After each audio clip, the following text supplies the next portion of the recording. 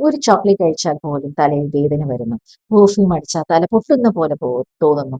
Coffee കുടിച്ചാലോ ഒരു strike ചെയ്യുന്ന പോലെ, വെളിച്ചം കണ്ടാൽ കണ്ണിൽ ലേസർ അടിക്കുന്ന പോലെ. പലരും പറയുന്നത് ഡ്രാമയാണ്, പക്ഷേ ആ വേദന അറിയുന്നത് അനുഭവിക്കുന്നവർക്ക് മാത്രമാണ്. മൈഗ്രെയിൻ. ഇന്ന് ഞാൻ അതിനെപ്പറ്റി അതിന്റെ പരിഹാരങ്ങളുമാണ് ഇന്ന് സംസാരിക്കുന്നത്. ഞാൻ ഡോക്ടർ കവിത, ചീഫ് ഫിസിഷ്യനായ സുശ്രീ. മൈഗ്രെയിൻ എന്നത് സാധാരണമായി തലയുടെ ഒരു വശത്ത് അനുഭവപ്പെടുന്ന ഒരു കഠിനമായ വേദനയാണ്. ഇത് 4 മണിക്കൂർ മുതൽ 72 മണിക്കൂർ വരെ നീണ്ടു നിൽക്കുന്ന മൈഗ്രെയിൻ ഉണ്ടായേക്കാം അല്ലെങ്കിൽ ഉണ്ടാകാം. ഇതിനുള്ള പ്രധാന കാരണങ്ങൾ എന്താണ്?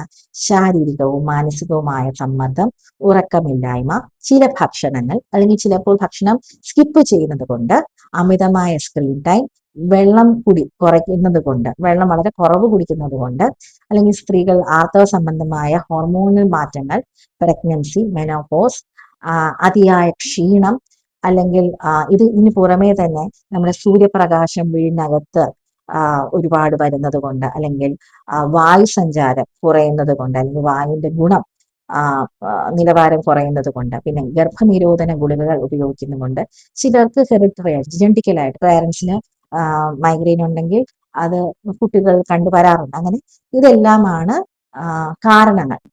എന്തുകൊണ്ടാണ് അല്ലെങ്കിൽ ആർക്കൊക്കെയാണ് ഈ മൈഗ്രെയിൻ വരുന്നതെന്ന് നമ്മൾ പറഞ്ഞു. അപ്പൊ എങ്ങനെയാണ് ഈ മൈഗ്രെയിൻ വരുന്നത്? അതിന് കുറച്ച് സ്റ്റേജസ് ഉണ്ട്. അപ്പൊ ഇനി അതിനെപ്പറ്റി നമുക്കൊന്ന് നോക്കിയാലോ. അപ്പൊ മൈഗ്രെയിൻ തുടങ്ങുന്നത് 20 തൊട്ട് 40 മിനിറ്റിന് മുമ്പ് ചിലർക്ക് ബ്രെയിനിൽ ഉണ്ടാകുന്ന വാർണിംഗ് സിഗ്നൽസ് ആണ് ഓറ. ഇത് നിമിത്തം കാണുന്ന പ്രധാന ചേഞ്ചസ് എന്ന് പറയുന്നത് കണ്ണിന് മുന്നിൽ മിന്നി മറയുന്ന ലൈറ്റുകൾ, വിഷൻ ബ്ലർ ആവുക, സംസാരിക്കാൻ ചെറിയ ബുദ്ധിമുട്ട്. ഇത് ബ്രെയിനിൽ നടക്കുന്ന ടെമ്പററി ഇലക്ട്രിക്കൽ ചേഞ്ചസ് കാരണമാണ്.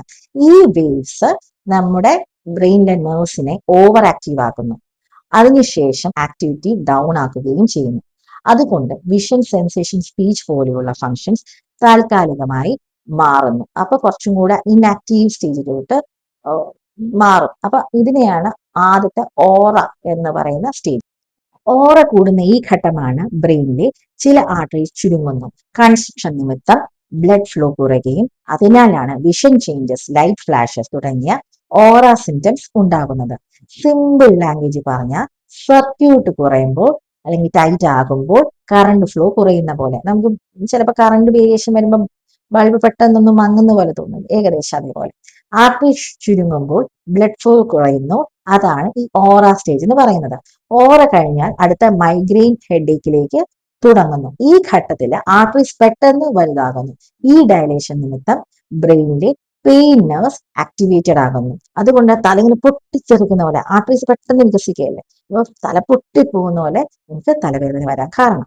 ലാംഗ്വേജ് പറഞ്ഞാൽ ചുരുങ്ങിയ വെസൽസ് പെട്ടെന്ന് വലുതാകുന്നത് കൊണ്ട് ബ്ലഡ് ഫ്ലോ കൂടുകയും ഇത് നെർവ് ഇറിറ്റേഷൻ ഉണ്ടാക്കുകയും ചെയ്യുന്നു.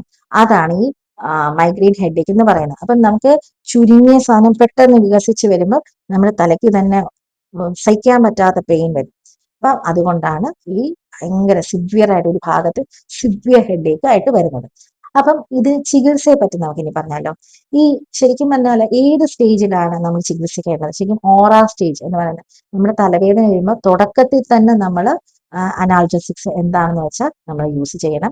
ഫ്രീക്വന്റ് ആയിട്ട് മൈഗ്രെയിൻ ഉള്ളവർ ഡോക്ടറിന്റെ നിർദ്ദേശപ്രകാരം പ്രിവെന്റീവ് മെഡിസിൻ എടുക്കാവുന്നതാണ്. ചിലപ്പോൾ ഞാൻ പറഞ്ഞില്ലേ, ജനറ്റിക് ആയിട്ട് ഇഷ്യൂസ് ഉള്ളവർക്ക് നമുക്ക് പ്രിവെന്റീവ് മെഡിസിൻസ് എടുത്തേ പറ്റും. ഓക്കെ, നമുക്കിനി വീട്ടിൽ തന്നെ നമുക്ക് ചില കാര്യങ്ങൾ ചെയ്യാം. അത് നമ്മുടെ മൈഗ്രെയിനെ കുറയ്ക്കുന്നത്. അത് ഏതൊക്കെയാണ് നമുക്ക് നോക്കിയാലോ. നമുക്ക് രാസ്നാദിപ്പൊടി ബലാതൈലമായിട്ട് ചേർത്ത് തലയിൽ തേക്കുന്നത് തലവേദന കുറയ്ക്കാൻ സഹായിക്കുന്നതാണ്. പിന്നെ കൂൾഡ് കംപ്രഷൻ, നമ്മുടെ തണുത്ത എന്തെങ്കിലും ഒരു തുണിയോ അല്ലെങ്കിൽ പാക്കോ മറ്റോ നമ്മുടെ നെറ്റിയിലും കഴുത്തിലും ഒക്കെ ഇടുന്നത് നമ്മുടെ തലവേദനയെ കുറയ്ക്കുന്നതാണ്. ശരിയായ വെള്ളം കുടിക്കുക. മീൻസ് 2 to 3 ലിറ്റർ വരെ ഉള്ള വെള്ളം ഒരു വ്യക്തി തീർച്ചയായും കുടിച്ചിരിക്കണം. അതേപോലെ ഒരേ സമയത്ത് ഉറങ്ങുകയും എഴുന്നേൽക്കുകയും ചെയ്യുക. പലപ്പോഴും നമ്മുടെ സ്ട്രെസ് എന്ന് പറഞ്ഞായിരുന്നു അല്ലെ ഹെഡേക്ക് ഉണ്ടാവാനുള്ളത്. അപ്പം നമ്മുടെ ഉറക്കക്കുറവും ഒക്കെ ഈ സ്ട്രെസ് കൂട്ടാനുള്ള കാരണങ്ങളാണ്. അപ്പം നമുക്കൊരു സൗണ്ട് സ്ലീപ്പ് ആയിട്ടുള്ള ഒരു 7 to 8 hours തന്നെ കിടന്നുറങ്ങാൻ ശ്രമിക്കുക. ഒരേ സമയത്ത് കിടക്കുകയും ഒരേ സമയത്ത് എണീക്കുകയും ചെയ്യുക. അത് നമുക്കൊരു റുട്ടീൻ ആവുമ്പോൾ നന്നായിട്ട് നമുക്ക് ഉറങ്ങി തുടങ്ങാൻ പറ്റും. ഓക്കെ, പിന്നെ സ്ക്രീൻ ടൈം കുറയ്ക്കണം. ഒരുപാട് മൊബൈൽ അല്ലെങ്കിൽ ഒരുപാട് TV കാണുന്നവർക്ക് മൈഗ്രെയിൻ ഉണ്ടാവാനുള്ള സാധ്യത കൂടുതലാണ്.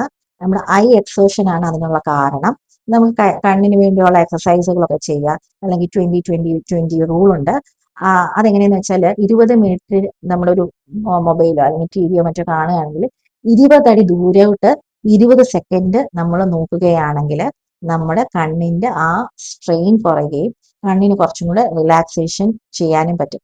നിങ്ങൾ 20-20-20 റൂൾ നോക്കിയാൽ നിങ്ങൾക്ക് ഇത് എങ്ങനെയാ ചെയ്യേണ്ടതെന്നുള്ളത് നിങ്ങൾക്ക് മനസ്സിലാവും. ട്രിഗറിങ് ഫുഡ്സ് ആയിട്ടുള്ള chocolate, cheese, processed food, artificial sweetness ഒഴിവാക്കുക. ജിഞ്ചർ ഇട്ട കോഫി അത് ചെറിയ തോതിൽ കുടിക്കുകയാണെങ്കിൽ ഏർലി സ്റ്റേജ്, ഓറ സ്റ്റേജ് എന്ന് പറയുന്നത് ഏർലി സ്റ്റേജ് ഓഫ് മൈഗ്രെയിനിൽ നമുക്കൊരു ആശ്വാസം കിട്ടും. അപ്പൊ തന്നെ നമ്മുടെ തലവേദന മാറാനുള്ള സാധ്യതയുണ്ട്. പിന്നെ റിലാക്സേഷൻ മെത്തേഡ് ആയിട്ടുള്ള deep breathing, yoga, meditation, head massage ഇവയെല്ലാം സ്വീകരിക്കുകയാണെങ്കിൽ നമ്മുടെ മനസ്സിന് കാമാവും. അതേപോലെ സ്ട്രെസ് മാറുമ്പോൾ തന്നെ നമ്മുടെ കുറേ അസുഖങ്ങളും മാറും. അപ്പം അത് നമ്മുടെ തലവേദന വരാതിരിക്കാൻ ഒരുപാട് ഹെൽപ്പ് ചെയ്യും. പിന്നെ എപ്പോഴാണ് നമ്മൾ ഡോക്ടറിനെ കാണേണ്ടത് എന്ന് നോക്കിയാലോ, നമുക്ക് ഹെഡേക്ക് വളരെ ഫ്രീക്വന്റ് ആയിട്ട് വരുന്നു എന്നുണ്ടെങ്കിൽ ഡോക്ടറിനെ തീർച്ചയായും കാണുക. ഫീവർ, കൺഫ്യൂഷൻ, വീക്ക്നെസ് ഇതേപോലെയൊക്കെ ആയിട്ടാണ് പേഷ്യന്റിന് ബുദ്ധിമുട്ട്, തലവേദന ഉണ്ടെന്നുണ്ടെങ്കിൽ ഡോക്ടറിനെ തീർച്ചയായും കാണുക. അതേപോലെ ഭയങ്കര വോമിറ്റിംഗ്, നമുക്ക് തടയാൻ പറ്റാത്ത ഭയങ്കര വോമിറ്റിംഗ് ഉണ്ട് എന്നുണ്ടെങ്കിൽ ഡോക്ടറെ അനിയന്ത്രിതമായ വോമിറ്റിംഗ് ഉണ്ടെങ്കിൽ ഡോക്ടറെ തീർച്ചയായും കാണേണ്ടതാണ്. മൈഗ്രെയിൻ ഒരു സാധാരണ ഹെഡേക്ക് അല്ല, ഇതൊരു ന്യൂറോളജിക്കൽ കണ്ടീഷനാണ്. ശരിയായ ജീവിതശൈലി, ട്രിഗർ കൺട്രോൾ, മെഡിക്കൽ ഗൈഡൻസ് എന്നിവയിലൂടെ മൈഗ്രെയിൻ പൂർണ്ണമായും നിയന്ത്രിക്കാം. നിങ്ങൾക്ക് ഈ വീഡിയോ വളരെ യൂസ്ഫുൾ ആണ് എന്ന് തന്നെ ഞാൻ കരുതുന്നു. If you like this video, like, share and subscribe to my channel. Thank you all.